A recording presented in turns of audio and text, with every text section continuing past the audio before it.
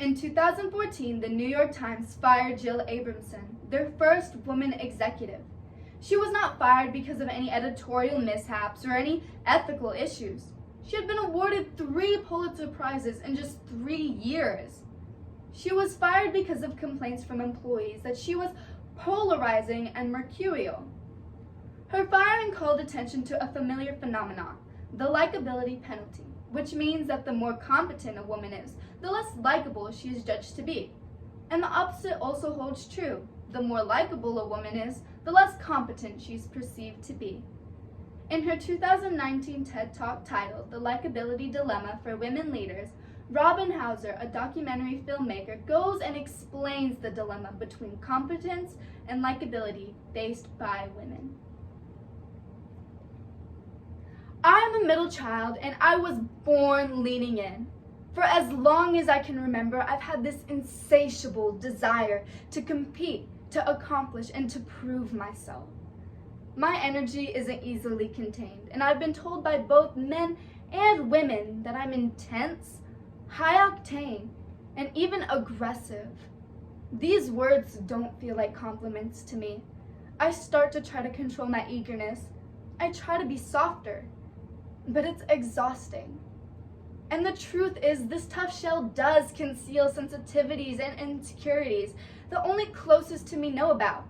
And yeah, my masculine traits make me the kind of gal that's able to hang with the guys, but only as long as I'm not their boss.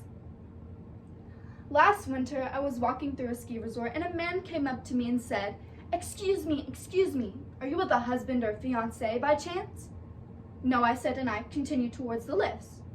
But then the curiosity got the better of me, and I turned around to ask the man why he wanted to know who I was with.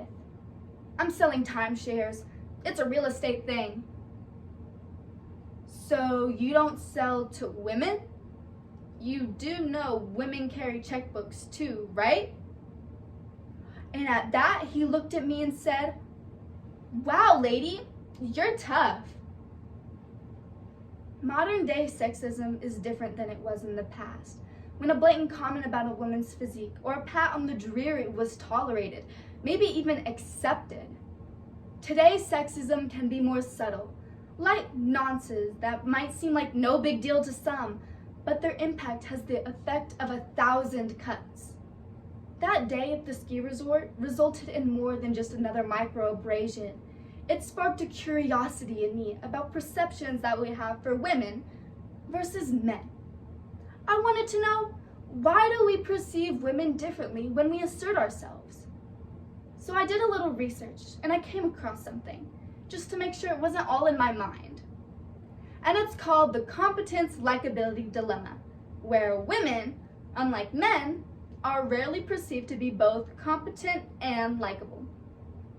Merriam-Webster defines the word likable as having qualities that bring about a favorable regard, pleasant, or agreeable. But the sad truth is, most of us don't find strong, competent women easy to like. In 2003, Professor Flynn at Columbia Business School conducted an experiment. He took a case study about Heidi Rosen, a successful female venture capitalist, and he changed the name to Howard Rosen. Everything about the case study remained the same. He gave half of his class Heidi Rosen case study and the other half Howard Rosen case study. And he asked the students to rate how competent and how likable Heidi and Howard were. Both female and male students found Heidi and Howard to be equally competent. But the students tended not to like Heidi. They thought that she was a little too aggressive and out for herself. Neither female nor male students wanted to work for or even hire Heidi, but they all thought Howard would make a great colleague. Why? Our gendered stereotypes show that women should be kind, nurturing, and helpful, supportive, while traditionally men are expected to be decisive, competent, assertive, and strong. So the dilemma for women is that the qualities which we value in leadership, such as assertiveness and decisiveness, go against the world's norms of what it is to be a likable woman. Now, I'm a documentary filmmaker, so I'm nothing but curious. but I've learned that being inquisitive is not an admired female trait. I was at a cocktail party last week and I asked a man what type of business he was in. He said, fintech. Curious, I wanted to dig a little deeper. Oh, what type? He said, it's complicated. End of discussion.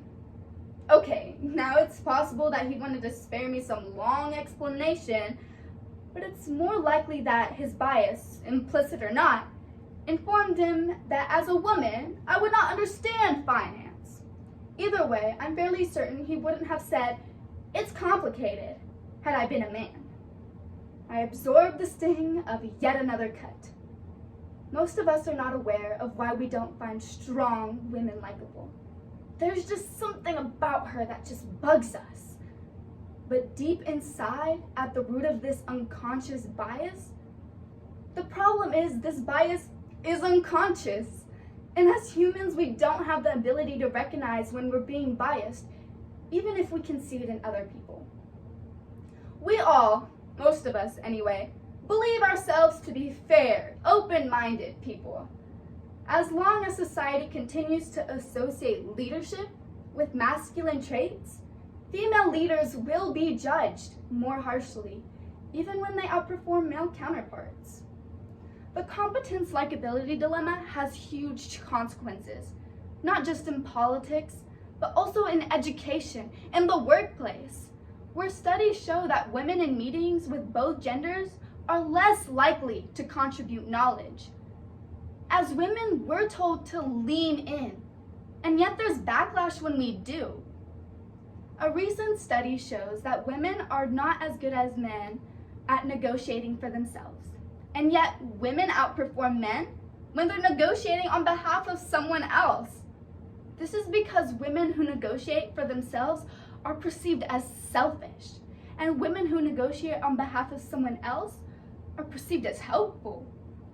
A helpful woman might be liked more than a woman who is assertive, but that helpful woman will not be recognized as having what it takes to be a successful leader. Last week, I was quoting a speaker fee to a potential client, and when I told him the price, he said to me, "Wow, good for you, that's a lot.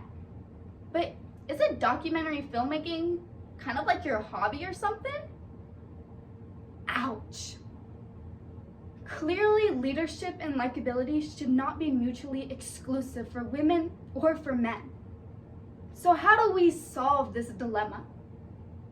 I don't believe there is an easy cure, but we need to disrupt stereotypes and redefine what it is to be a leader and a woman. We need to speak up when you witness gender bias, question comments that are made about a woman's appearance or personality rather than her skills or ability. And we need to slow down, question yourself, reconsider your snap judgments. Ask yourself, does that woman really bug me for a reason that really matters? And forget about likability. Ladies, women, if you can, instead focus on being awesome. Be a smart, compassionate, effective leader that will redefine the stereotype of what a female leader is. I've wasted a lot of time worrying about how I'm perceived. If I ask a lot of questions, will you find me combative? If I tell you about an accomplishment I'm proud of, you might think I'm conceited. But I need and seek approval and recognition of my family and of my friends and of everyone around me. Like many of you, I want to be liked. And I'm hopeful for the day when women can be recognized as being competent and likable. A day when we value each other regardless of gender for the unique contributions that we bring to the table. That would be the day that I wouldn't have to be worried about being liked. That will be the day that I can just be me. Thank you.